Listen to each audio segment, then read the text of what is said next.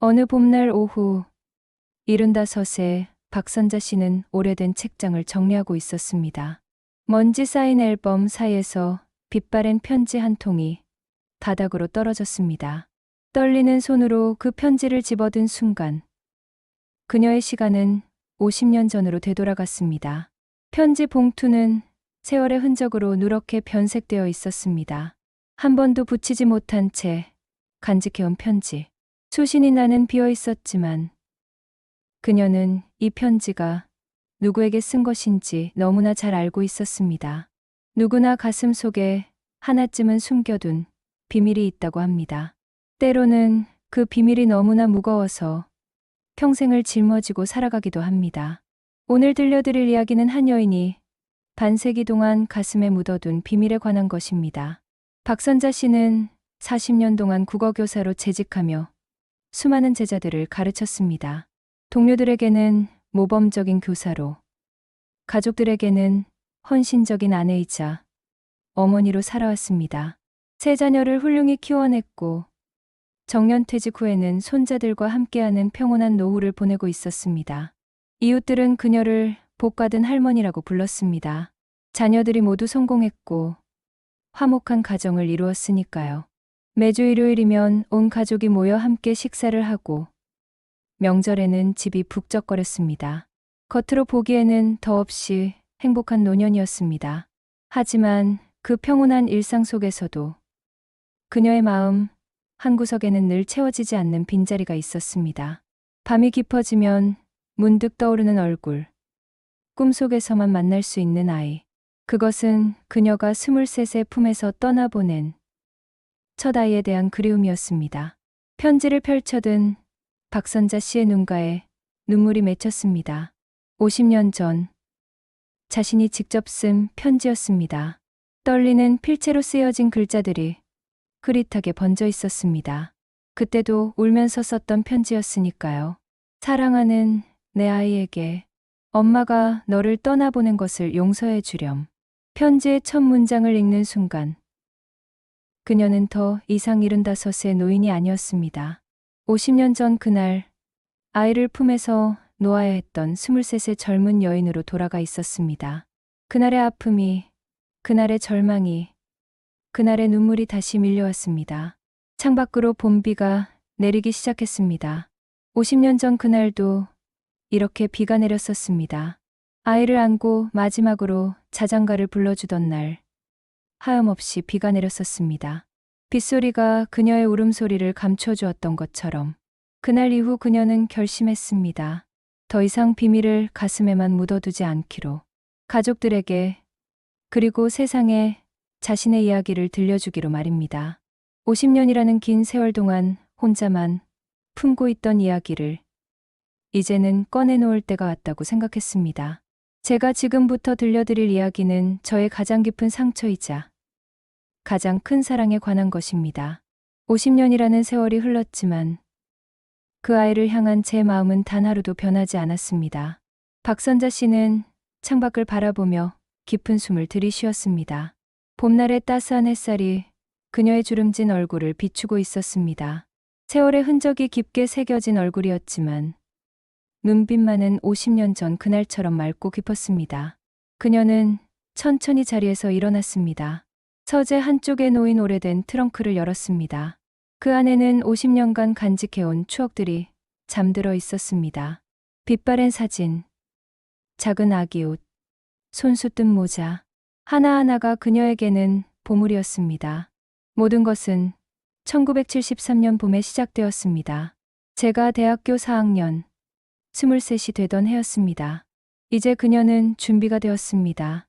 50년 동안 숨겨온 비밀을 세상에 꺼내놓을 준비가. 1973년 봄, 23세 박선자는 서울의 한 사범대학 국문과 4학년생이었습니다. 졸업을 앞두고 교생 실습을 나간 곳은 경기도의 작은 시골 마을 중학교였습니다. 도시에서 나고 자란 그녀에게 시골 생활은 낯설면서도 새로운 경험이었습니다. 기차를 타고 2시간, 다시 버스로 1시간을 더 가야 닿는 외딴 마을. 첫날 버스에서 내린 그녀는 도시와는 전혀 다른 풍경에 잠시 멍하니 서 있었습니다. 논과 밭이 끝없이 펼쳐져 있고 저 멀리 야트막한 산들이 마을을 감싸고 있었습니다. 선생님, 교생 선생님이시죠? 제가 마중 나왔습니다. 학교에서 보낸 젊은 교사가 그녀를 맞았습니다. 마을에는 여관이 없어 학교 근처 하숙집에 머물게 되었습니다. 방은 작았지만 깨끗했고 주인 할머니는 친절했습니다. 교생 실습 첫날, 그녀는 학교 앞 작은 서점에서 한 청년을 만났습니다. 수업에 필요한 참고서를 사러 들어간 서점은 마을에서 유일한 문화 공간이었습니다. 정우진이라는 이름의 그 청년은 서점을 운영하는 젊은 사장이었습니다. 어서 오세요. 뭘 찾으시나요? 정우진은 수줍은 미소를 지으며 그녀를 맞았습니다. 26에 그는 도시에서 대학을 졸업하고 돌아가신 아버지의 서점을 이어받아 운영하고 있었습니다. 중학교 국어 참고서를 찾고 있어요. 교생 실습을 나온 박선자입니다. 아, 새로 오신 교생 선생님이시군요. 벌써 소문이 났어요. 도시에서 온 예쁜 선생님이 오셨다고. 정우진의 말에 박선자는 얼굴이 붉어졌습니다. 시골 마을의 정겨운 관심이 부담스러우면서도 왠지 따뜻하게 느껴졌습니다. 문학을 사랑하는 두 사람은 자연스럽게 가까워졌습니다. 정우진은 서점에 새로 들어온 책들을 그녀에게 먼저 보여주었고, 박선자는 수업이 끝나면 서점에 들러 책을 보며 시간을 보냈습니다. 선생님, 이 책 읽어보셨어요? 새로 나온 신경림 시인의 시집인데. 정우진은 수줍게 웃으며 책 한 권을 건넸습니다. 농무라는 제목의 시집이었습니다. 그의 손끝이 살짝 그녀의 손에 닿았을 때 박선자는 자신도 모르게 가슴이 뛰는 것을 느꼈습니다. 두 사람은 방과 후면 서점에서 만나 문학을 이야기하고 인생을 논하며 시간을 보냈습니다. 때로는 마을 뒷산에 올라 노을을 바라보며 시를 낭송하기도 했습니다. 정우진은 그녀에게 마을의 역사와 사람들의 이야기를 들려주었고, 박선자는 도시의 생활과 대학 이야기를 들려주었습니다. 이 마을에서 태어나 자랐지만 선자 씨를 만나고 나서야 이곳이 얼마나 아름다운지 알게 됐어요. 정우진의 고백에 박선자는 심장이 쿵쾅거렸습니다. 그녀 역시 이 낯선 시골 마을이 그와 함께라면 세상에서 가장 아름다운 곳으로 느껴졌습니다. 하지만 그들의 사랑에는 넘을 수 없는 벽이 있었습니다. 어느 날 저녁, 정우진이 무거운 표정으로 그녀를 불러 세웠습니다. 선자 씨, 사실 제게는 부모님이 정해주신 약혼자가 있어요. 이웃마을 지주의 딸이에요. 이미 결혼 날짜도 잡혀 있고 청천벽력 같은 소식이었습니다. 박선자는 한동안 말을 잇지 못했습니다. 그동안의 행복했던 시간들이 한순간에 무너져 내리는 것 같았습니다. 그럼 왜 제게 이렇게 대해주신 거예요? 미안해요. 저도 어쩔 수 없었어요. 선자 씨를 만나고 나서야 사랑이 뭔지 알게 됐어요. 하지만 정우진의 눈에도 눈물이 고였습니다. 1970년대 시골 마을에서 부모의 뜻을 거스르는 것은 상상할 수 없는 일이었습니다. 가문의 명예와 약속은 개인의 사랑보다 무거웠습니다. 그날 이후로도 두 사람은 계속 만났습니다. 이루어질 수 없는 사랑이라는 것을 알면서도 서로에게서 떨어질 수가 없었습니다.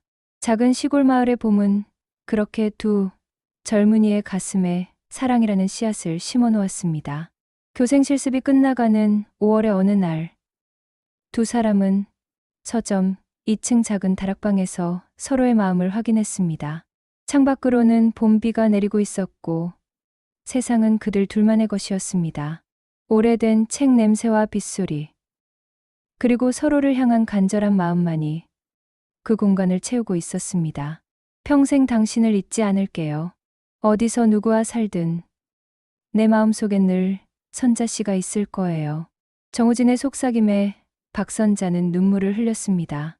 이별이 정해진 사랑이었지만 그 순간만큼은 영원할 것 같았습니다. 교생 실습이 끝나고 서울로 돌아온 박선자는 일상으로 돌아갔습니다. 졸업을 준비하고 임용고시를 준비하는 바쁜 나날들.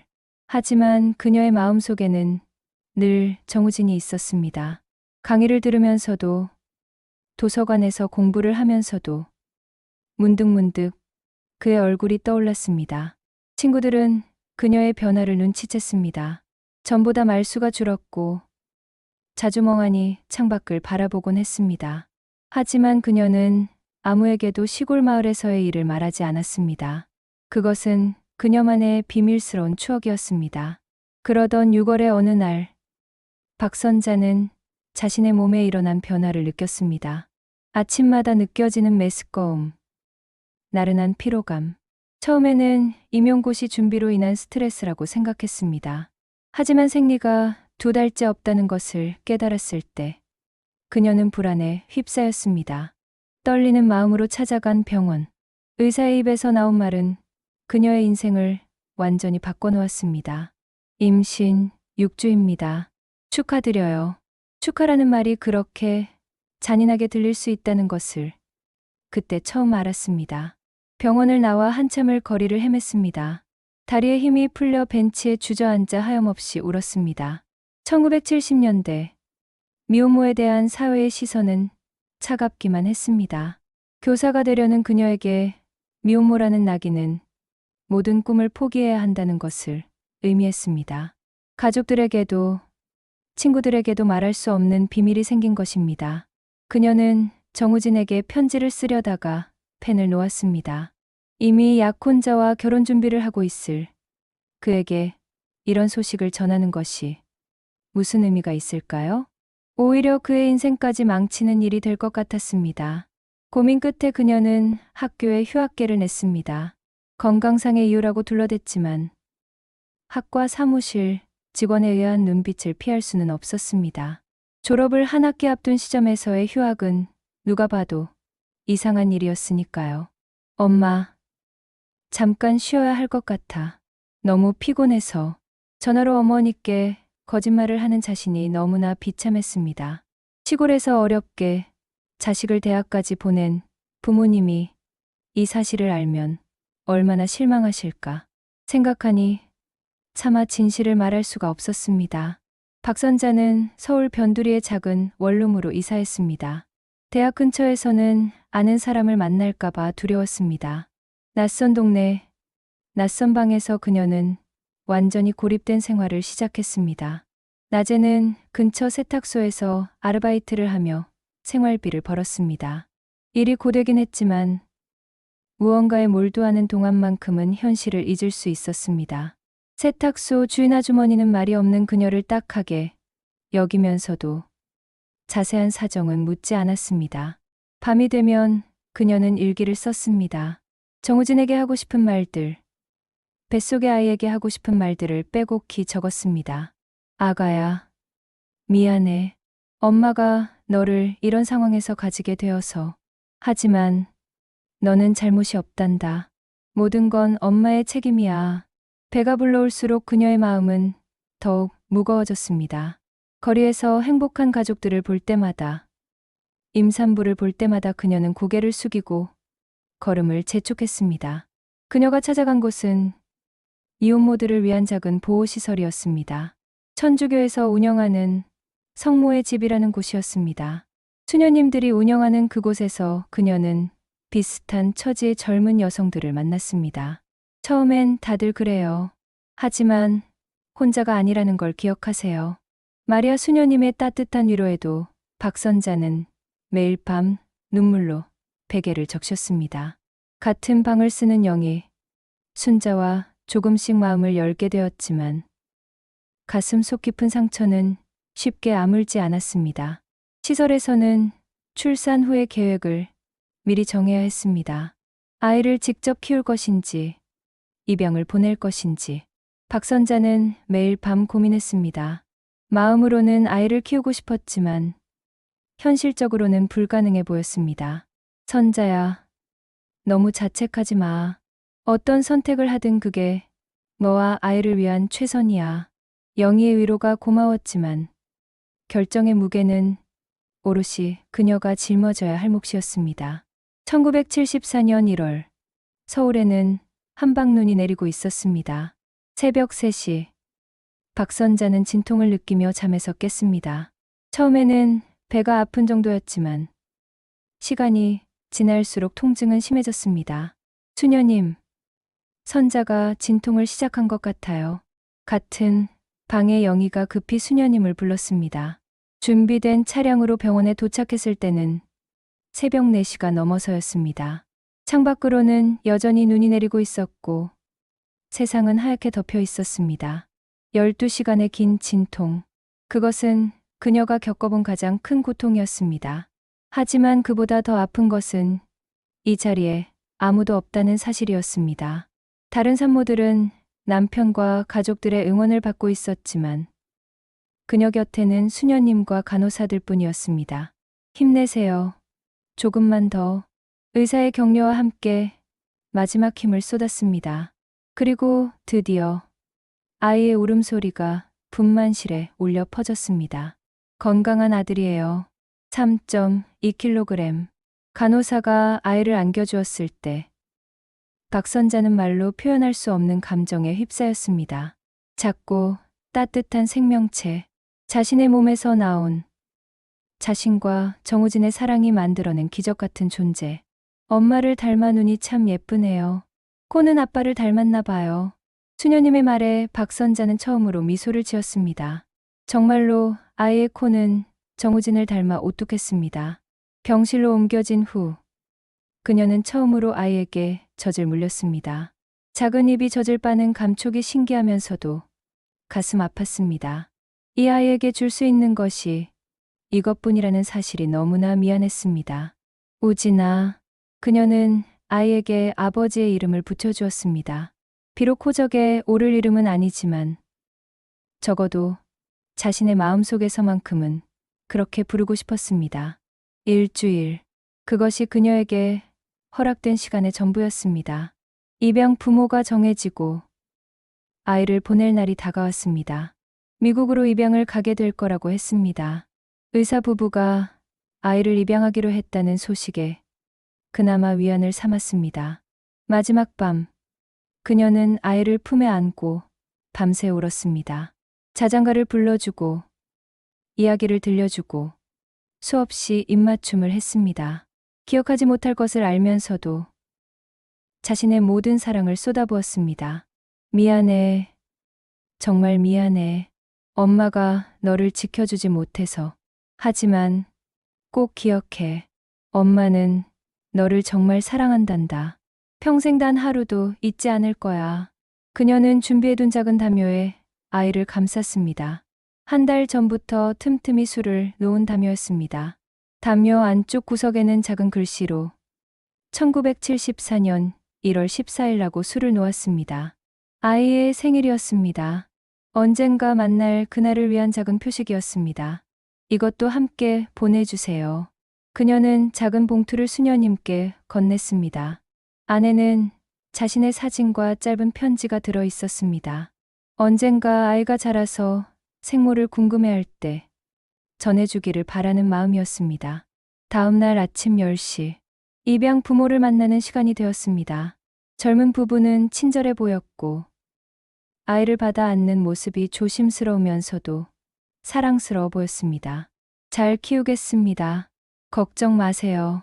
부부의 약속이 진심으로 느껴졌지만 그것이 그녀의 아픔을 덜어주지는 못했습니다. 아이를 데려가는 차를 배웅하며 박선자는 무너져 내렸습니다. 무릎을 꿇고 바닥에 주저앉아 흐느꼈습니다. 그녀의 일부가 떨어져 나가는 것 같았습니다. 심장이 찢어지는 것 같은 고통이었습니다. 이제 그만 일어나요. 추워요.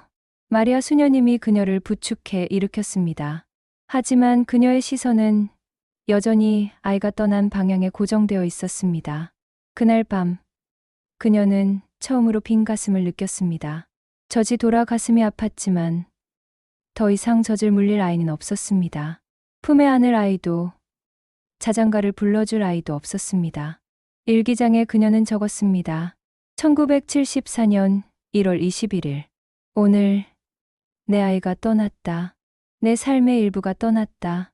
하지만 내 사랑은 영원히 그 아이와 함께 있을 것이다. 언젠가 다시 만날 그날을 꿈꾸며 오늘도 살아간다.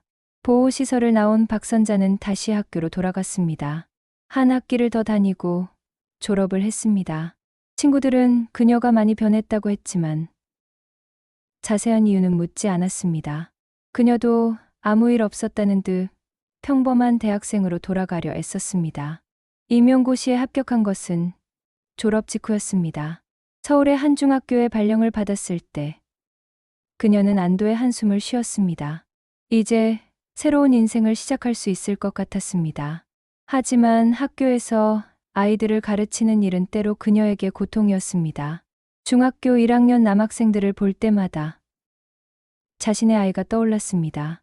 지금쯤 미국 어딘가에서 잘 자라고 있을 아이, 영어로 말하고 다른 이름으로 불리고 있을 아이. 선생님, 왜 우세요? 한 학생이 물었을 때 그녀는 황급히 눈물을 닦았습니다. 아니야. 선생님 눈에 뭐가 들어갔어. 거짓말이 늘어가는 자신이 싫었지만 진실을 말할 수는 없었습니다.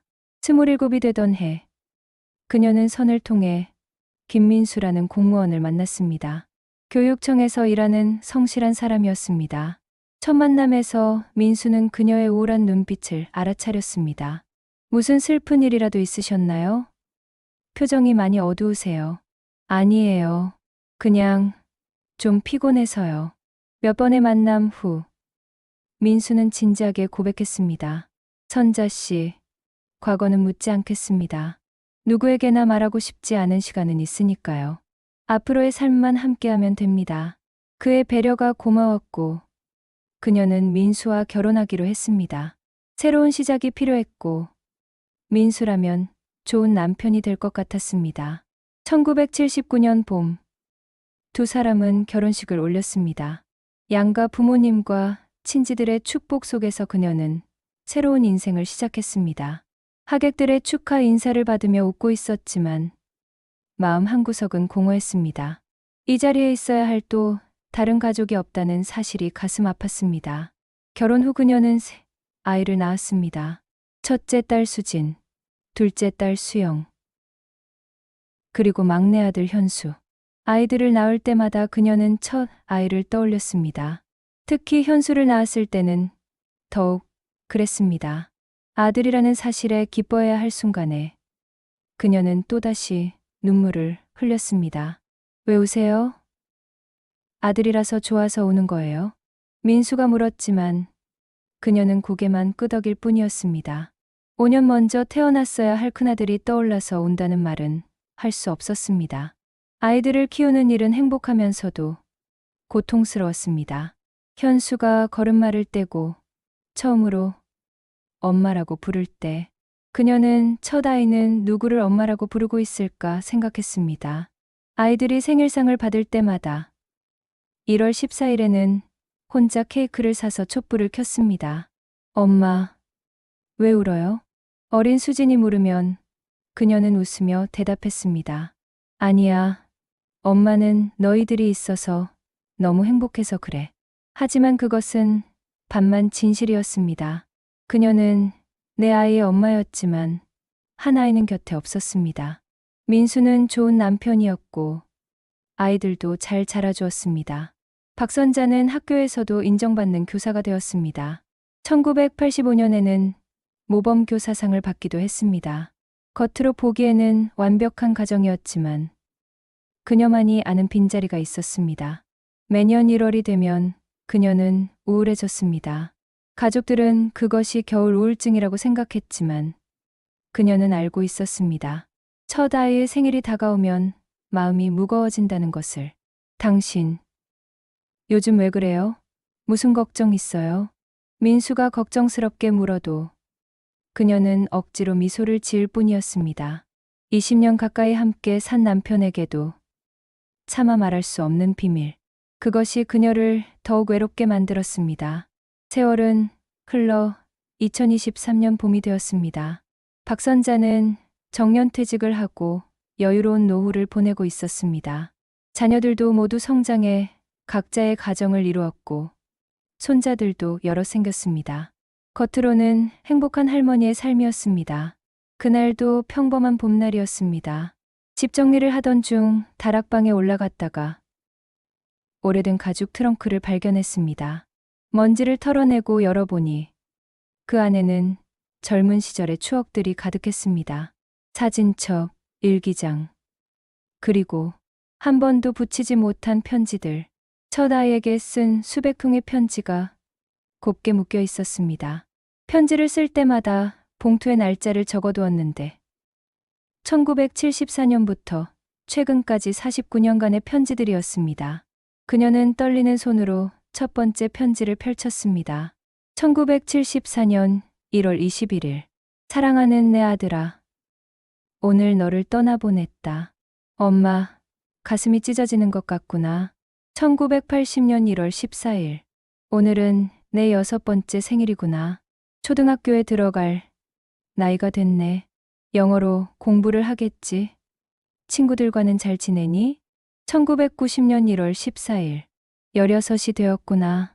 사춘기라 힘들 텐데 엄마가 옆에 있어 주지 못해 미안해. 편지를 읽다가 그녀는 흐느껴 울기 시작했습니다.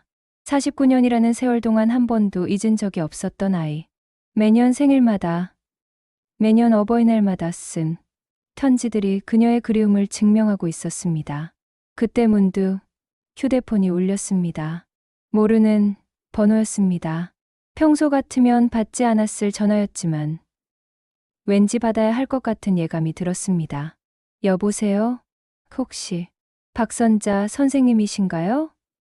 1974년에 사범대학을 다니셨던 낯선 남자의 목소리였습니다. 중년의 나직한 목소리. 그녀의 심장이 빠르게 뛰기 시작했습니다.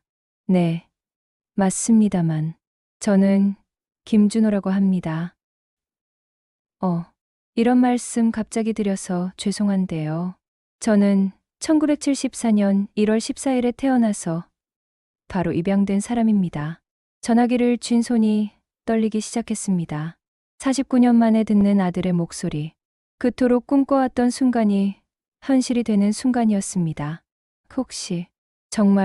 혹시 제 생모이신가요?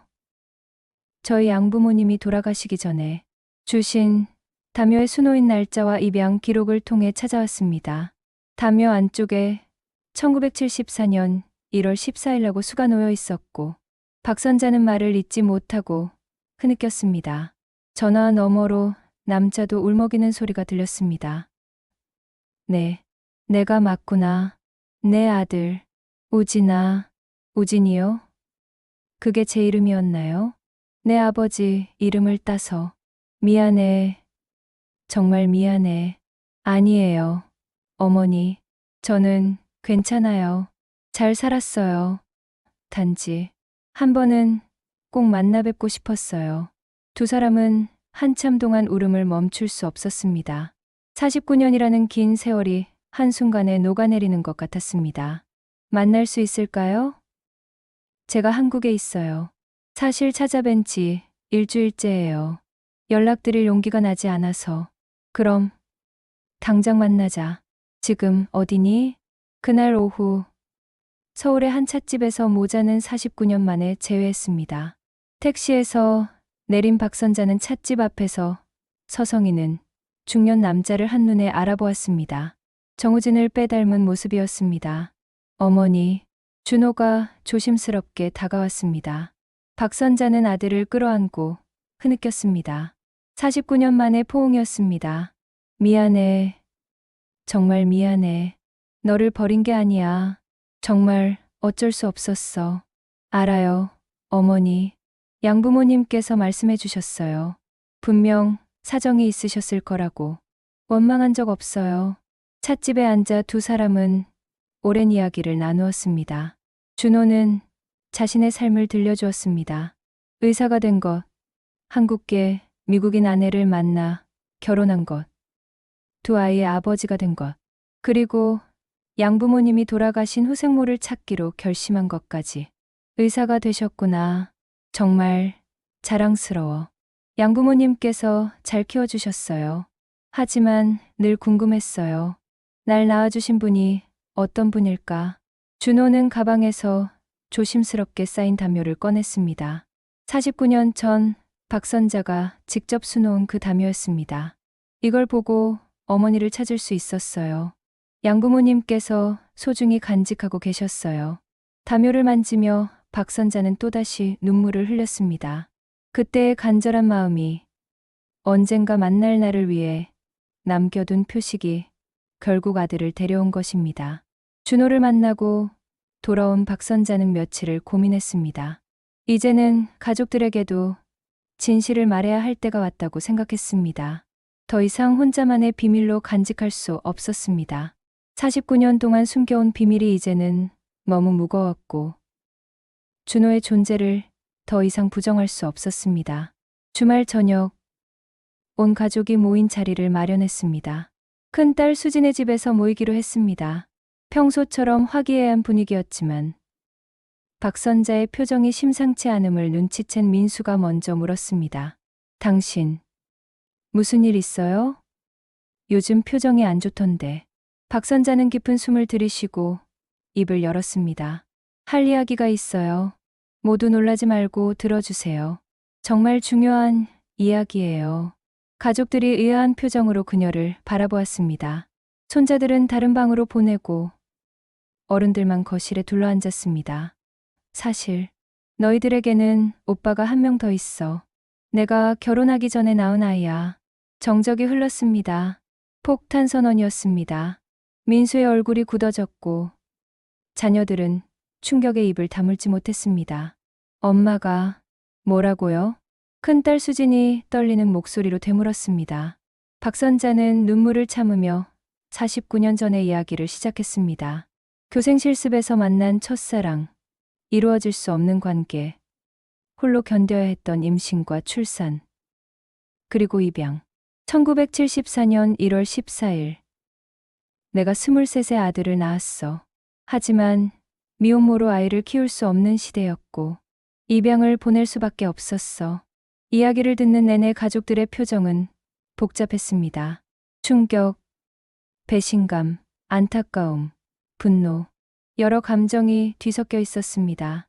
그래서 그 아이는 지금 어디 있어요? 둘째 딸 수영이 물었습니다. 일주일 전에 연락이 왔어. 49년 만에 그 아이가 날 찾아왔어. 뭐라고요? 이번에는 민수가 소리쳤습니다. 40년을 함께 살아온 아내가 이런 큰 비밀을 숨기고 있었다는 사실에 충격을 받은 듯 했습니다. 왜 지금에서야 말하는 거요? 40년을 함께 살았는데 왜 나한테는 한 번도.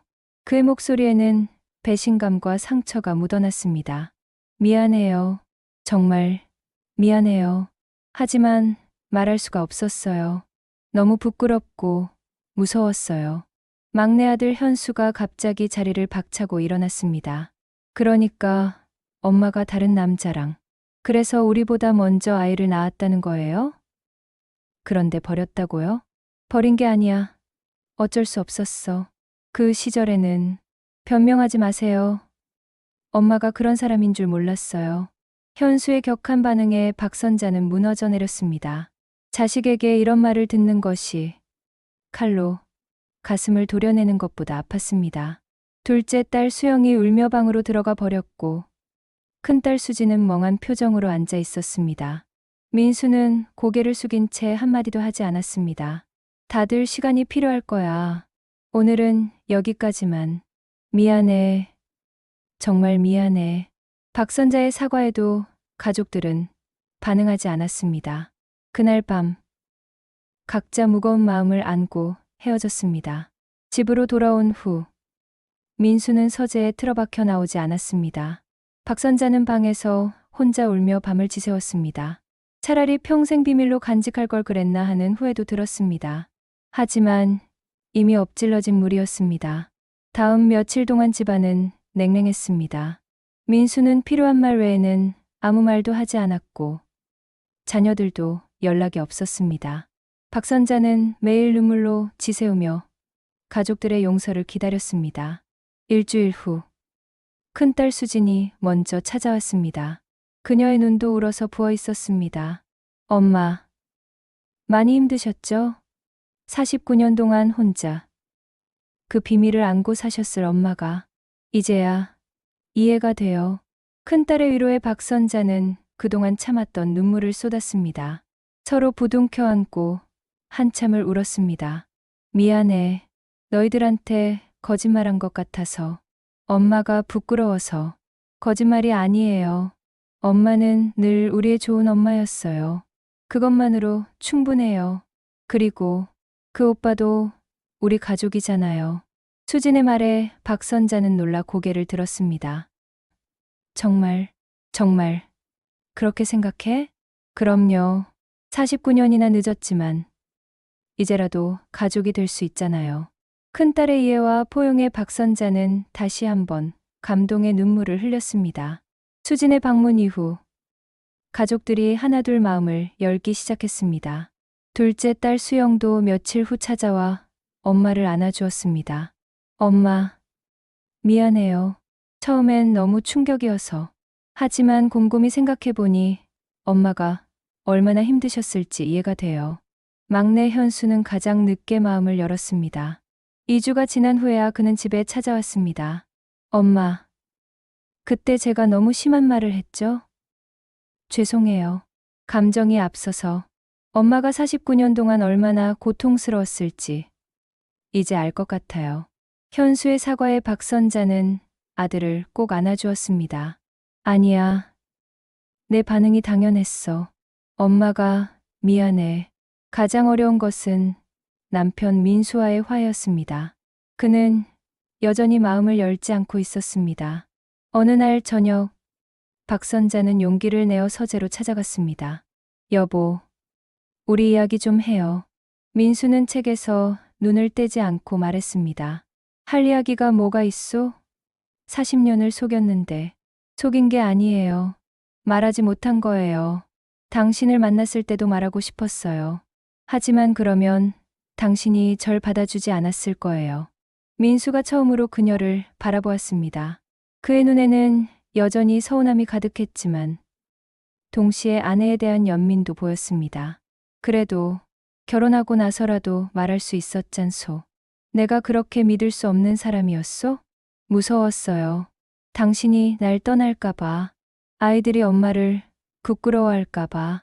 그래서 계속 미루다가 여기까지 온 거예요. 박선자의 눈에서 눈물이 흘러내렸습니다. 민수는 한숨을 쉬며 아내의 손을 잡았습니다. 당신이 겪었을 고통을 생각하니 내가 너무 이기적이었소. 40년 동안 좋은 아내였고 좋은 어머니였는데 과거 하나로 당신을 판단하려 했으니 그럼 그 아이도 우리 가족이야. 당신의 아이라면 내 아이이기도 하지. 만나고 싶으면 만나도 좋아. 아니, 나도 만나고 싶소. 민수의 용서와 이해의 박선자는 남편의 품에 안겨 울었습니다. 40년 동안 함께한 부부의 정이 결국 모든 것을 이겨낸 것입니다. 가족회의가 다시 열렸습니다. 이번에는 분위기가 달랐습니다. 모두가 준호를 만나고 싶어 했습니다. 엄마, 그 오빠, 아니, 준호 오빠가 어떤 사람이에요? 수진이 호기심 어린 목소리로 물었습니다. 의사야. 미국에서 소아과 의사로 일하고 있어. 결혼해서 아이도 둘 있고. 우와, 의사라니. 우리 집안에 의사가 생기는 거네요. 수영이 감탄했습니다. 언제 만날 수 있어요? 조카들도 보고 싶고. 현수도 이제는 완전히 마음을 열고 새로운 가족을 받아들일 준비가 된 것 같았습니다. 박선자는 준호에게 전화를 걸었습니다. 가족들이 모두 그를 만나고 싶어 한다고 전했을 때 준호의 목소리가 떨렸습니다. 정말요? 정말 절 받아주신다는 건가요? 그럼 우리는 이제 진짜 가족이야. 전화를 끊고 준호는 한국에 있는 호텔에서 기쁨의 눈물을 흘렸다고 했습니다. 49년 만에 찾은 어머니에 이어 이제는 동생들과 새로운 아버지까지 생긴 것입니다. 주말에 온 가족이 모이기로 했습니다. 준호는 아내와 두 자녀를 데리고 한국에 왔습니다. 처음 만나는 날 현관문이 열리고 준호 가족이 들어왔을 때 모두가 숨을 죽였습니다. 안녕하세요. 김준호입니다. 이렇게 만나 뵙게 되어 영광입니다. 준호의 정중한 인사에 민수가 먼저 다가가 손을 내밀었습니다. 어서 오게. 나는 자네 어머니의 남편일세. 이제부터는 자네 아버지이기도 하고. 준호의 눈가가 촉촉해졌습니다. 민수와의 악수는 단순한 인사가 아니라 새로운 가족으로 받아들이는 의식과도 같았습니다. 동생들도 하나씩 인사를 나누었습니다. 오빠, 저는 큰동생 수진이에요. 만나서 정말 반가워요. 저는 수영이에요. 우리 엄마 닮아서 정말 잘생기셨네요. 형님, 저는 막내 현수입니다. 제가 막내인 줄 알았는데 형님이 계셨네요. 화기애애한 분위기 속에서 준호의 긴장도 풀렸습니다. 그의 아내 그레이스와 두 자녀 제이든과 소피도 새로운 가족들과 금세 친해졌습니다. 식탁에 둘러앉아 함께 식사를 하며 가족들은 많은 이야기를 나누었습니다. 준호는 미국에서의 생활, 의사가 되기까지의 과정, 가족 이야기를 들려주었고, 동생들은 한국에서의 일상과 엄마에 대한 추억을 나누었습니다. 엄마가 매년 1월 14일마다 우울해하셨는데 이제야 그 이유를 알겠어요. 수진의 말에 준호가 놀랐습니다. 정말요? 제 생일마다요? 네. 항상 그날이면 혼자 케이크를 사오셨어요. 우리는 누구 생일인지도 모르고. 박선자가 눈물을 닦으며 고백했습니다. 49년 동안 단 한 번도 내 생일을 잊은 적이 없어. 매년 혼자 축하해줬단다. 온 가족이 숙연해졌습니다. 한 어머니의 변치 않는 사랑이 모두의 마음을 울렸습니다. 준호와의 재회 이후 몇 달이 지났습니다. 이제 준호는 완전히 가족의 일원이 되었습니다.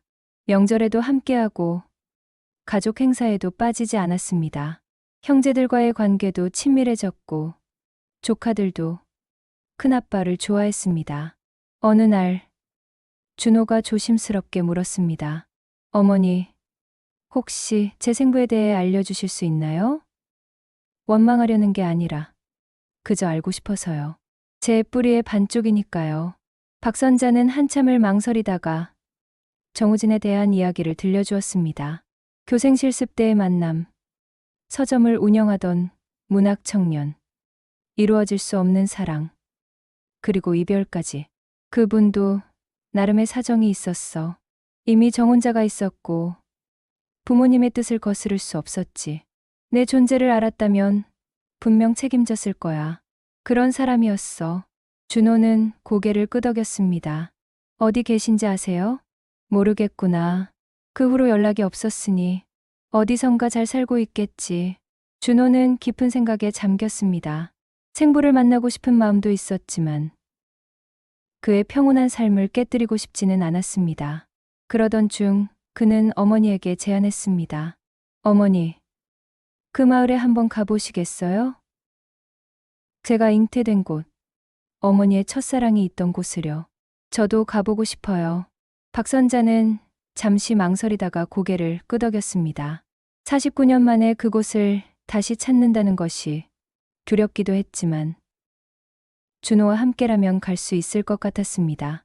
초여름의 어느 날 모자는 경기도의 그 작은 마을을 찾았습니다. 많은 것이 변했지만 마을의 정취는 여전했습니다. 학교 건물은 그대로였고 주변 풍경도 크게 달라지지 않았습니다. 여기가 그 학교예요. 어머니가 교생 실습을 하셨던. 준호가 감회에 젖은 목소리로 말했습니다. 두 사람은 학교 운동장을 천천히 걸었습니다. 서점이 있던 자리에는 편의점이 들어서 있었습니다. 박선자는 건물을 바라보며 옛 추억에 잠겼습니다. 2층 다락방이 있었는데 거기서 우진 씨와 시를 읽고 차를 마시고 그녀의 목소리가 떨렸습니다. 준호는 어머니의 어깨를 감싸 안았습니다. 마을을 둘러보던 중 그들은 뜻밖의 사람을 만났습니다. 마을 어귀 정자에서 바둑을 두고 있던 노인들 중 한 명이 박선자를 알아보고 다가왔습니다. 혹시 박선자 선생님 아니신가요? 73년도에 교생 오셨던 백발이 성성한 노인이었습니다. 자세히 보니 정우진이었습니다. 49년의 세월이 그를 늙게 했지만 눈빛만은 그대로였습니다. 우진 씨. 두 사람은 할 말을 잃고 서로를 바라보았습니다. 정우진의 시선이 준호에게 향했습니다. 그의 얼굴에 놀라움이 스쳤습니다. 젊은 시절 자신의 모습을 보는 것 같았으니까요. 이분은 제 아들입니다. 우리 아들이에요. 박선자의 고백에 정우진은 그 자리에 주저앉았습니다. 준호가 재빨리 그를 부축했습니다. 선생님, 괜찮으세요? 정우진은 떨리는 손으로 준호의 얼굴을 만졌습니다. 믿을 수 없다는 표정이었습니다. 정말 내 아들이란 말이오? 네. 그래요. 49년 전 우리가 헤어진 후에 이 아이를 낳았어요. 정우진의 눈에서 눈물이 흘렀습니다. 평생 자식 없이 살아온 그에게 느닷없이 나타난 아들. 그것도 이렇게 훌륭하게 자란 아들이라니. 미안하다. 정말 미안하다. 내가 그때 용기가 있었다면. 괜찮습니다. 저는 잘 살았어요. 좋은 부모님 만나서 사랑받으며 자랐고 지금은 제 가족도 있어요. 준호의 말에도 정우진은 계속 눈물을 흘렸습니다. 세 사람은 마을 뒷산 정자에 올라가 올해 이야기를 나누었습니다. 정우진은 그동안의 삶을 이야기했습니다. 부모의 강요로 한 결혼은 결국 파경으로 끝났고 재혼도 하지 않고 혼자 살아왔다고. 서점은 오래전에 접었고 지금은 작은 연금으로 생활하고 있다고. 평생 후회했어. 선자 씨를 놓친 것도 그 후로 제대로 된 삶을 살지 못한 것도 지나간 일이에요. 이제라도 아들을 만났으니. 박선자의 위로에 정우진은 고개를 끄덕였습니다. 준호는 두 노인을 번갈아 보며 말했습니다. 두 분 덕분에 제가 있고 제 가족이 있습니다. 과거는 바꿀 수 없지만 앞으로는 함께할 수 있잖아요. 아버지라고 불러도 될까요? 그 한마디에 정우진은 무너져 내렸습니다. 49년 만에 듣는 아버지라는 호칭. 평생 듣고 싶었던 그 말을 이제야 듣게 된 것입니다. 그래, 내 아들아. 세 사람은 서로를 끌어안고 울었습니다. 49년이라는 긴 세월이 만든 상처가 조금씩 아물어가는 순간이었습니다. 해가 저물 무렵 그들은 작별 인사를 했습니다. 정우진은 연락처를 주며 자주 연락하고 싶다고 했습니다. 이제 남은 인생이 얼마나 되겠습니까만. 그래도 아들이 있다는 걸 알았으니 남은 날들이 행복할 것 같소. 돌아오는 길 준호가 말했습니다. 어머니, 오늘 와보길 잘한 것 같아요. 이제 정말 모든 것이 제자리를 찾은 것 같아요. 박선자도 고개를 끄덕였습니다. 49년 전 시작된 이야기가 이제야 완전한 결말을 맺은 것 같았습니다. 정우진과의 만남 이후 준호는 한동안 복잡한 심경에 빠져 있었습니다. 생부를 만났다는 기쁨과 동시에 49년간 서로를 모르고 살았다는 아쉬움이 교차했습니다. 그러던 어느 날 정우진에게서 전화가 왔습니다. 준호야, 아직도 이렇게 부르는 게 어색하구나. 혹시 시간이 되면 한번 만날 수 있겠니?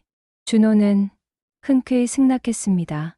서울의 한 찻집에서 만난 부자는 처음보다 훨씬 편안한 분위기에서 대화를 나눴습니다. 이것을 주고 싶어서. 정우진은 낡은 봉투를 건넸습니다. 안에는 오래된 사진 몇 장과 편지가 들어 있었습니다. 네, 어머니와 함께했던 시절의 사진이야. 그리고 이건 그때 쓰고 붙이지 못한 편지들이고. 사진 속에는 젊고 아름다운 박선자와 정우진이 있었습니다. 서점 앞에서, 학교 운동장에서, 봄꽃 아래서 찍은 사진들. 두 사람의 얼굴에는 사랑이 가득했습니다. 아름다운 시절이었어. 비록 짧았지만 내 인생에서 가장 행복했던 때였지.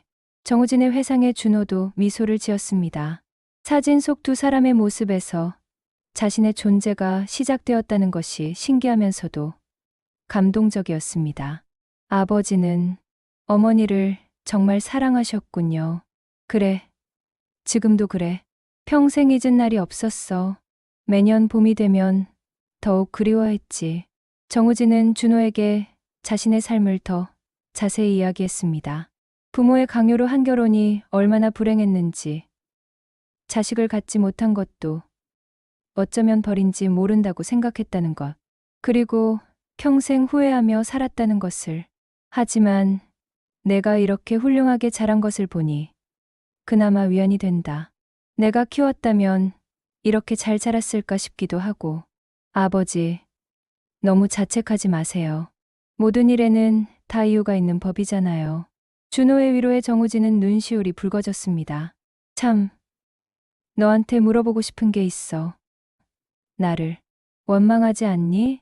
준호는 잠시 생각하다가 대답했습니다. 솔직히 처음엔 원망도 했어요.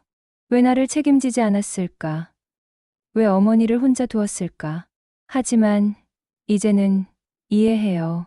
그 시대, 그 상황에서는 어쩔 수 없었겠죠. 고맙다. 내가 그렇게 말해주니 조금은 짐을 덜은 것 같구나. 두 사람은 그 후로도 정기적으로 만났습니다.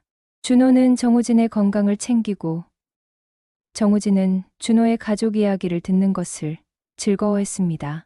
한편 박선자는 준호의 제안으로 미혼모 보호시설에서 봉사활동을 시작했습니다. 자신과 같은 아픔을 겪는 젊은 여성들을 돕고 싶었습니다. 여러분은 나쁜 사람이 아닙니다. 상황이 어려웠을 뿐이에요.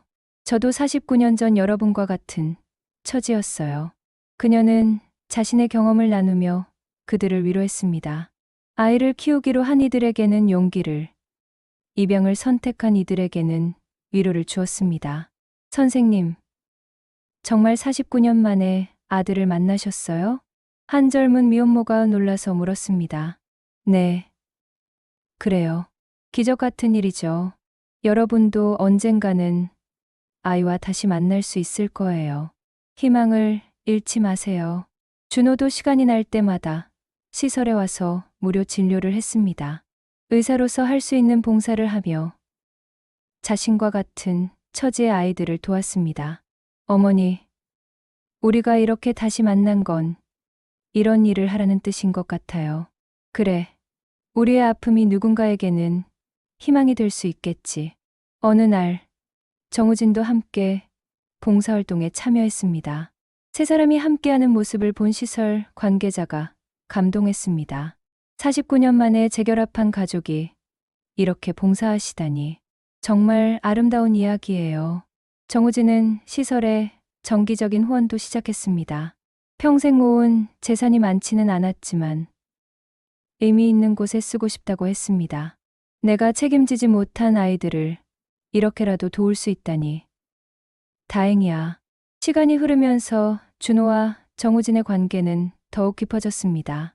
정우진은 준호의 자녀들에게 할아버지가 되었고 명절에는 온 가족이 함께 모였습니다. 할아버지, 이야기 들려주세요. 준호의 아들 제이든이 정우진에게 매달렸습니다. 정우진은 손자를 무릎에 앉히고 옛날 이야기를 들려주었습니다. 평생 갖지 못했던 가족이 생긴 것입니다. 박선자는 이런 광경을 보며 행복해했습니다. 49년 전의 아픈 이별이 이렇게 아름다운 재회로 이어질 줄은 꿈에도 몰랐으니까요.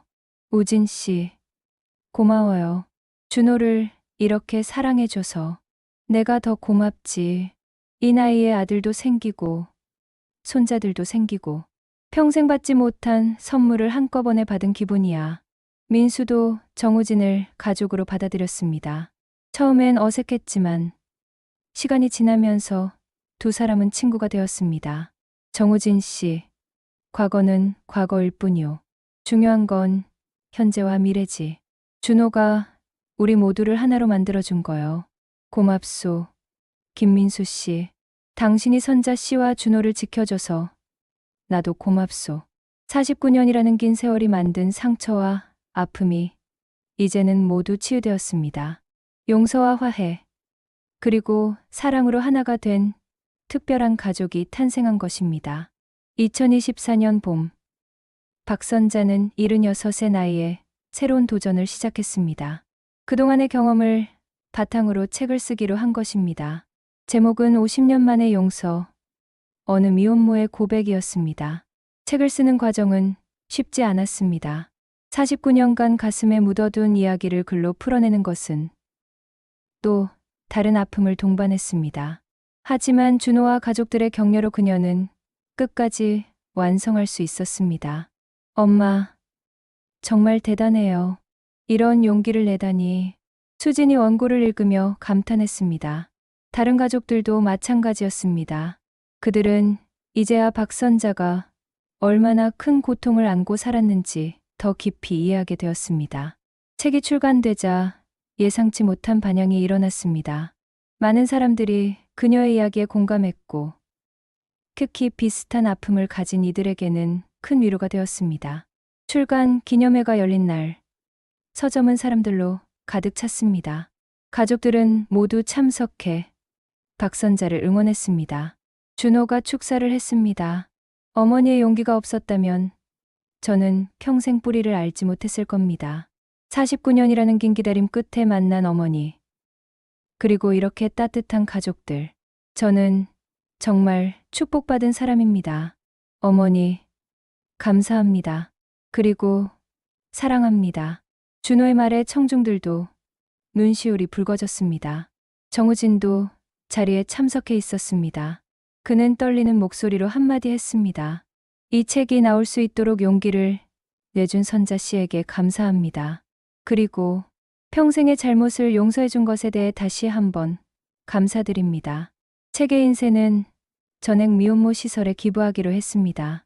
박선자는 이것이 자신이 할 수 있는 최선의 선택이라고 생각했습니다. 책 출간 이후 박선자는 전국을 다니며 강연을 했습니다. 자신의 경험을 나누며 편견을 깨는 데 앞장섰습니다.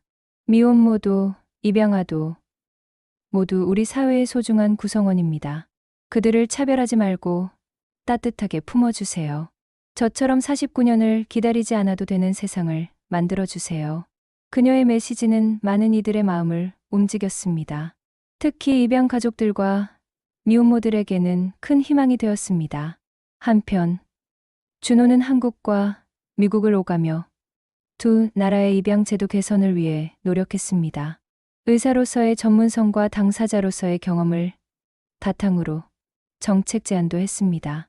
생모와 입양아가 서로를 찾을 수 있는 시스템이 필요합니다. 49년이 아니라 언제든 만날 수 있는 기회가 주어져야 합니다. 그의 노력으로 일부 제도가 개선되기 시작했습니다. 가족들의 일상도 더욱 풍성해졌습니다. 매주 일요일은 대가족이 모이는 날로 정했습니다. 박선자의 집은 늘 북적거렸고 웃음소리가 끊이지 않았습니다. 할머니, 오늘은 제가 요리 도와드릴게요. 준호의 딸 소피가 앞치마를 두르며 부엌으로 들어왔습니다. 한국말도 제법 늘어 이제는 자연스럽게 대화가 가능했습니다. 우리 소피가 요리도 하는구나. 할머니가 김치찌개 끓이는 법 알려줄게. 박선자는 손녀와 함께 요리하는 시간이 행복했습니다. 49년 전에는 상상도 못했던 일이었습니다. 미국에서 자란 손녀가 한국 음식을 배우고 자신을 할머니라고 부르다니. 엄마, 준호 형이 다음 달에 또 한국 온대요. 이번엔 한 달 정도 있을 거래요. 현수가 전화통화를 끝내고 말했습니다.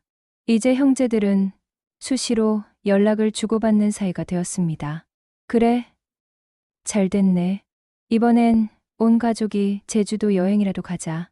정우진 씨도 모시고 민수의 제안에 모두가 찬성했습니다. 대가족 여행은 처음이었지만 이제는 자연스러운 일이 되었습니다. 정우진의 건강이 조금씩 나빠지고 있었습니다.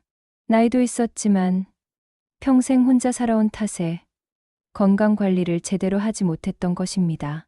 준호는 아버지의 건강을 세심히 챙겼습니다. 아버지, 이 약은 꼭 드셔야 해요. 그리고 담배도 이제 끊으셔야 해요. 알았다. 알았어. 의사 아들을 둬서 이제 건강 걱정은 없구나. 정우진은 농담처럼 말했지만 눈빛에는 감사가 가득했습니다. 어느 날 정우진이 박선자에게 조심스럽게 말했습니다. 선자 씨, 부탁이 하나 있소. 내가 죽으면 준호 옆에 묻히고 싶소. 아들 곁에서 영원히 함께하고 싶어서. 무슨 소리예요? 아직 건강하신데. 그래도 미리 말해두고 싶어서. 평생 가족 없이 살았는데 죽어서라도 가족과 함께 있고 싶소. 박선자는 고개를 끄덕였습니다. 49년의 세월이 만든 상처가 이제야 완전히 아문 것 같았습니다.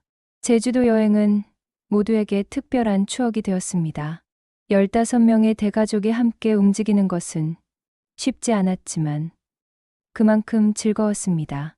와, 바다다. 할아버지, 같이 바다 들어가요. 제이든이 정우진의 손을 잡고 바다로 뛰어갔습니다. 평생 처음 느껴보는 손자와의 시간에 정우진은 아이처럼 즐거워했습니다. 할머니, 여기서 사진 찍어요. 온 가족이 다 같이. 소피의 제안에 모두가 모였습니다. 15명이 한 프레임에 들어가기 위해 옹기종기 모여섰습니다.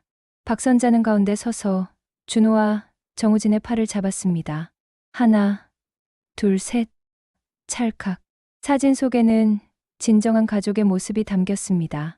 혈연을 넘어선 사랑으로 하나가 된 특별한 가족. 책 출간 1년 후 박선자는 대통령 표창을 받았습니다. 사회적 편견 해소와 인식 개선에 기여한 공로였습니다. 시상식장에는 온 가족이 참석했습니다. 이 상은 저 혼자 받는 게 아닙니다. 저를 용서해준 가족들, 49년 만에 찾아온 아들, 그리고 모든 것을 포용해준 남편. 이 모든 분들과 함께 받는 상입니다. 박선자의 수상 소감에 많은 이들이 감동했습니다. 이제 박선자의 이야기는 많은 이들에게 희망의 메시지가 되었습니다.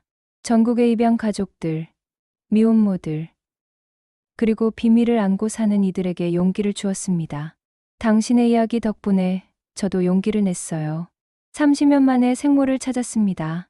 감사합니다. 한 독자의 편지였습니다. 이런 편지들이 수시로 도착했고 박선자는 하나하나 정성껏 답장을 썼습니다. 준호는 이제 완전히 한국 생활에 적응했습니다. 한국에 있는 동안은 대학병원에서 특강도 하고 의료봉사도 다녔습니다. 그의 활동은 많은 이들에게 귀감이 되었습니다. 준호 선생님 같은 분이 계셔서 든든합니다. 입양인들의 롤모델이세요. 한 입양인 단체 대표의 말이었습니다. 2025년 봄, 박선자는 77의 생일을 맞았습니다. 온 가족이 모여 성대한 생일 파티를 열었습니다. 케이크에는 촛불 77개가 촘촘히 꽂혀 있었습니다. 엄마, 생일 축하해요. 자녀들이 한 목소리로 축하 노래를 불렀습니다. 준호가 대표로 선물을 전달했습니다. 가족들이 함께 만든 포토북이었습니다. 49년간의 기다림과 재회, 그리고 그 이후의 행복한 순간들이 담겨 있었습니다. 이게 최고의 선물이구나. 고마워, 모두들. 박선자는 포토북을 가슴에 안고 눈물을 흘렸습니다. 행복의 눈물이었습니다. 정우진이 떨리는 목소리로 말했습니다. 선자씨, 그리고 준호야. 내 인생의 마지막에 이런 가족을 만난 것이 가장 큰 축복이야. 고맙다. 정말 고맙다. 민수가 정우진의 어깨를 두드렸습니다. 우리 모두의 축복이지요. 과거는 과거고 우리에게는 현재와 미래가 있지 않습니까? 그날 밤 박선자는 일기를 썼습니다. 2025년 3월 15일. 오늘은 내 77번째 생일이다. 50년 전 나는 상상도 못했다. 내가 이렇게 완전한 가족과 함께 생일을 맞이하게 될 줄은. 비밀은 우리를 아프게 하지만 진실은 우리를 자유롭게 한다. 용서는 기적을 만들고 사랑은 모든 것을 가능하게 한다.